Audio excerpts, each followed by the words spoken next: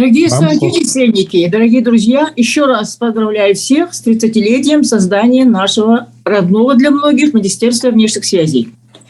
Я буду говорить банальные вещи, но о них тоже иногда надо вспоминать.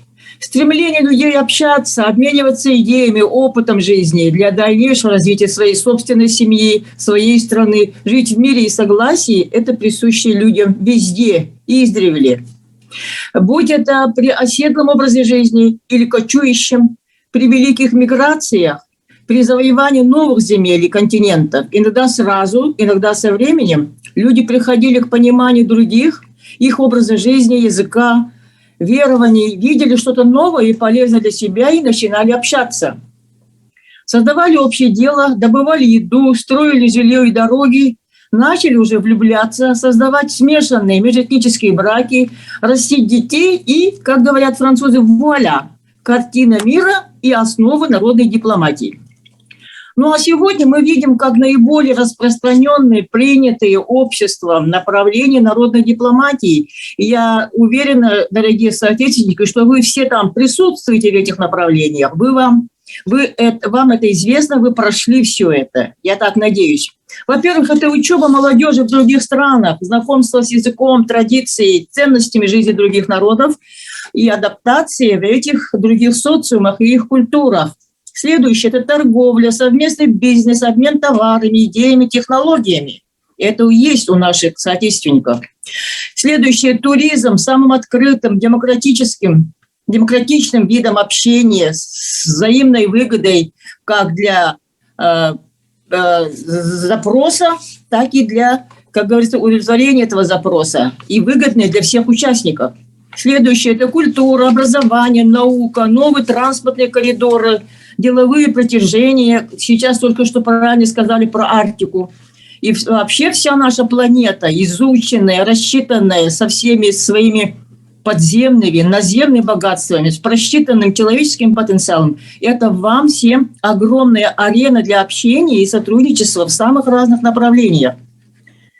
Вот сказали также, что общество дружбы между народами и странами, создаваемые энтузиастами. Следующее – это города-побратимы, которых в Якутии немало, больше 10. Активные жители этих городов в далеких даже странах продвигают новые идеи для нас.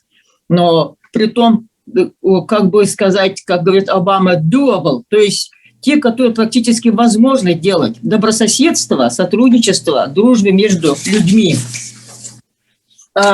И вот все эти направления есть основа для начала общения людей, переход к взаимопониманию, доверию друг к другу. А это ведет уже к уважению, дружбе, общему стремлению строить хорошее будущее. И не только для себя, но и для других людей, рядом или далеко, неважно, потому что это друзья друзей, это родня.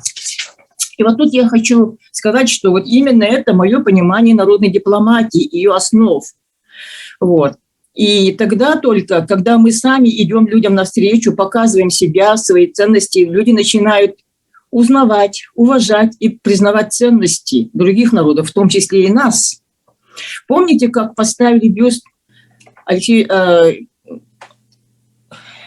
Кулаковскому, нашему создателю нашей литературы, инициаторами которых были Лариса Кулаковская Велиславович и Карен Алексанян, директор культурно-исторического комплекса из Болгарии. Понимаете?